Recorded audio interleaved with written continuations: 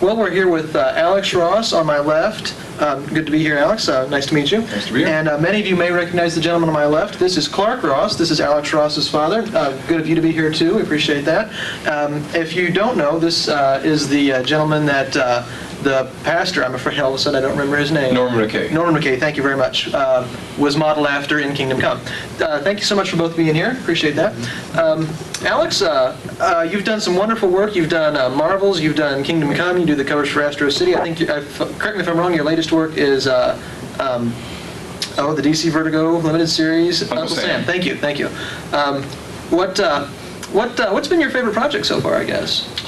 Oh boy, it's tough to say. I mean, you know, there's so many things of the fanboy me that were really sated with the ability to work on both Marvels and Kingdom Come. They both were very passionate works, and you know, the ability to, in some case, relive all the things that I loved as a child was equal between both projects.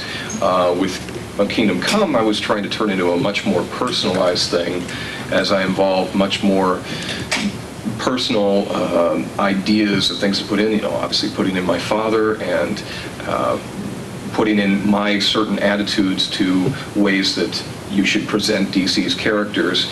And I was able to do that to a strong extent too with Marvels, but this was taking it a step further.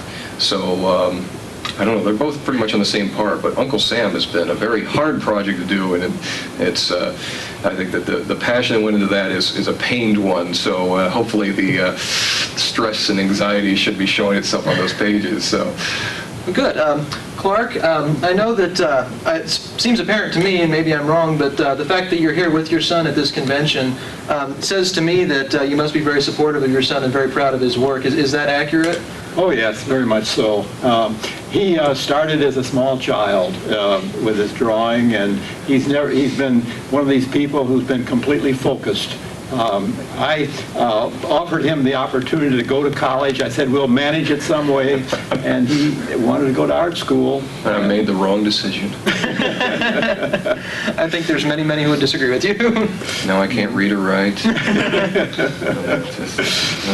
If I could ask you on a personal level, just out of curiosity, are you a pastor yourself? Yes, I'm a minister. Mm-hmm. Wonderful, wonderful.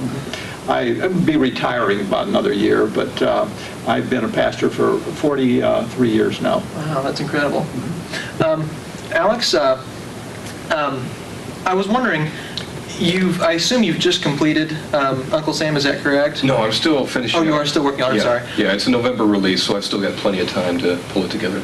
I was curious, where do you intend on going after this? I mean, many would say that you have gone to the top of your field. You've done everything. You've done everyone in Marvel. You've done everyone in DC. You've done a Vertigo book, which many consider to be a very, very high honor. Where do you go from here? Well, I can't get away from the fact that probably the thing I enjoyed the most, and this is a better answer to your question from before, the thing I enjoyed the most was drawing Superman. There's just something about it, I can't get it out of my head. And I really want to return to doing something, a large project with him. And I will have a pitch in to DC about doing something for the 60th anniversary, thereby also hoping to go on to doing projects with the 60th anniversaries of the following characters of Batman, Wonder Woman, and Captain Marvel. Wonderful. I don't know, maybe you can help answer this question too. I'm wondering, in my estimation, your painting is the best I've ever seen. I can honestly say that. I've never seen better designs on people. I've never seen a better balance between being able to handle the mystical aspect, the human aspect, the mechanical aspect. Where are your influences? I mean, your father has already said that you started as a small child with artistic talent. I'm just curious if either one of you could help me with that. Well, the genetics from my wife, we've more or less traced that through, and there was this talent that goes through her family and has come to Nelson, and also his older sister. Wow. Who's also in the art field. That's incredible. Anything you'd like to add to that? Oh, as far as artists that I've been influenced by, I mean, certainly there's countless comic book artists that have influenced me, but primarily with painters.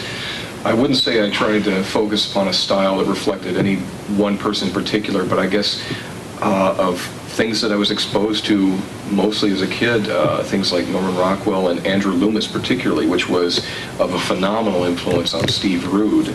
We share that in common, and certainly I've always been following and enjoying the work of most comic book painters like Dave McKean, Bill Sienkiewicz, John Muth. A lot of the newer guys, Dan Brereton, Dave DeVries, those guys are all friends of mine, so I'm kind of in the trenches with a new breed of painters who I don't think that my talent by any means exceeds theirs. I mean, it's just that they haven't hit the right marks with a lot of people. Like, I've been, I would say, savvy enough to know what people really are into in this business, and frankly, if you're playing within the medium, within the genres that people like and with the characters they like and bringing those to life adequately for them, you'll get the attention of as many people as I have, I guess. So, one last question in closing. You've worked with, I already said that you're my favorite painter in comics. I can say that, it's my TV show. Kurt but you're wrong, you're wrong. You're horribly wrong. Well, who is your favorite painter, real quick? Oh, geez. In comics, I don't know. I mean, in some ways you could say that I am doing exactly what I want to be doing. If I want to be doing something really different, I'd do it. But I still am greatly admiring the works of people like Dave McKean. That I think that a lot of these painters that preceded me really have a lot on me still. I mean, there's things they did I don't even come near. A lot of creative endeavors. So. Okay. What I was going to say, I'm sorry, I didn't mean to sidetrack us like that. You've worked with Kurt Busiek and you've worked with Mark Waid. Those are my two favorite writers in comics. So I guess my question is, not just between those two, but just who in general, who have you found it really easy to work with as far as a writer, someone to help you, to bounce ideas off of? Has everyone been very helpful? What kinds of experiences have you had working with writers? Well, mostly positive, because they've, I've gotten to work with people I had no idea of the talents of, and they turned out to be, perfectly appropriate for the projects I've done. Like when I got hooked up with Kurt, I had no idea he would be as talented a writer. He was a struggling writer at that time, and just by circumstance, we wound up as a pair. And with Mark, he was recommended to me without me having to be exposed terribly much to his work, and of course, he's turned out to be one of the most passionate writers in comics. So, and now I've been bringing in my own private friend that I've always known is Steve Bernal, who's writing the Uncle Sam miniseries with me.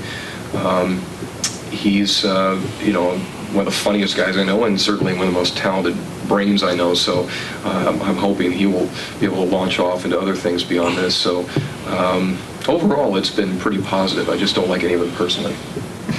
Well, all right. Well, thank you both very much, Alex. Appreciate you being here. And Clarke, Clarke, you too. Thank you both very much for joining us. Glad to be here. Thank you.